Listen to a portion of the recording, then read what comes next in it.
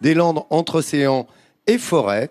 C'est justement le thème de notre feuilleton. Voici le 4e épisode et c'est Alicia aujourd'hui qui va nous en parler. Le bois, c'est un petit peu le ciment des Landes quand on a des pins maritimes un peu partout. C'est ça, Alicia ? Effectivement, Laurent.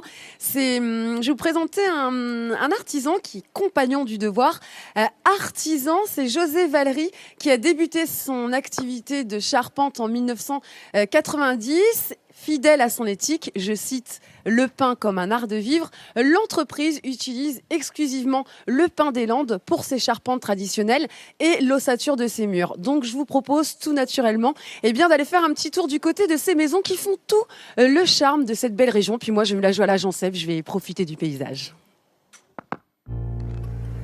Plus grande forêt cultivée d'Europe, la forêt des Landes est reconnaissable au premier coup d'œil.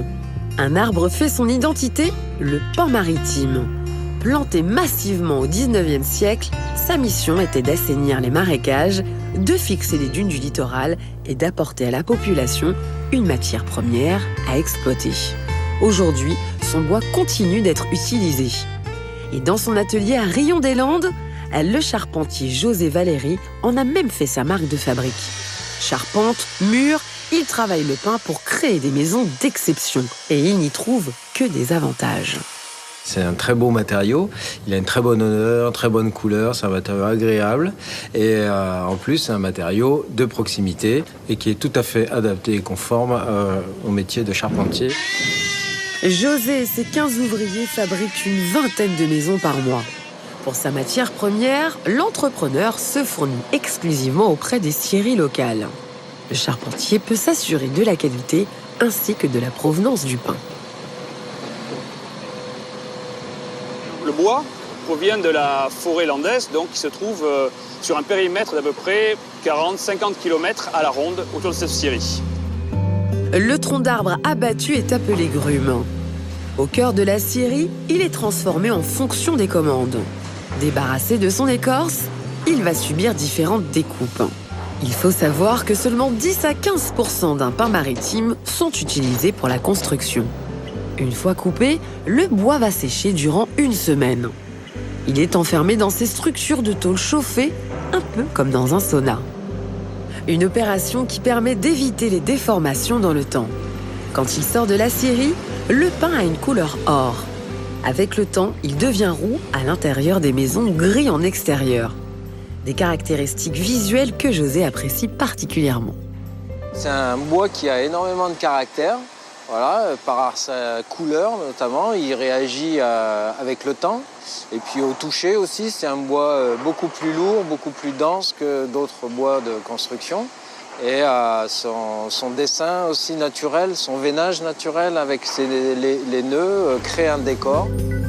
Esthétique, robuste, le pin des Landes s'adapte parfaitement aux constructions modernes.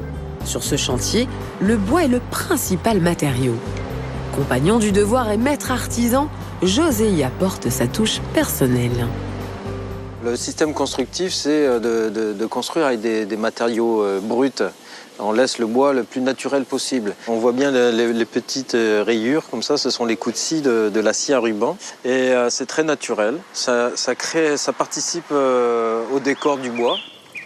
Tout en simplicité, le pin se fait ornement. À l'intérieur, le bois règne aussi. Et José tient à nous montrer une astuce de fabrication, quasiment indétectable pour le novice. Ce sont deux bois et il y a comme une soudure au milieu. On appelle ça une enture. C'est un assemblage, un bois vient s'encastrer dans l'autre. Ça permet d'obtenir des grandes longueurs.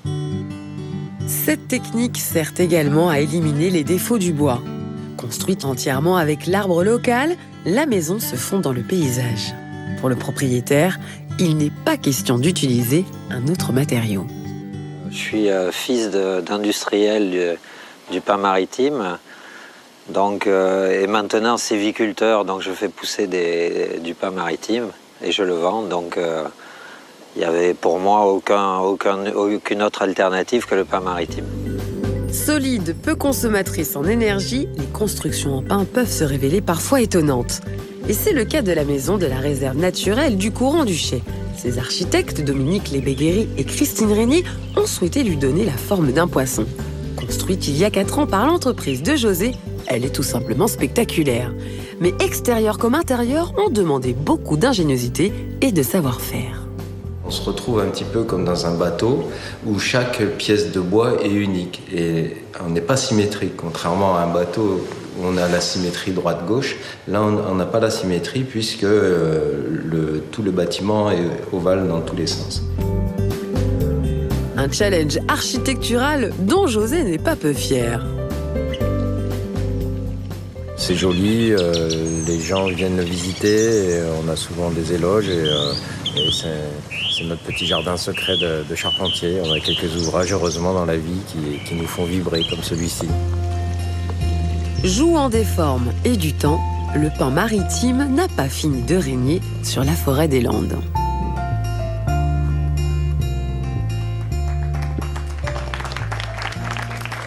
Et le voilà, le pain des Landes. Ce pain, je ne sais pas si vous vous souvenez, lundi, je parlais des échassiers.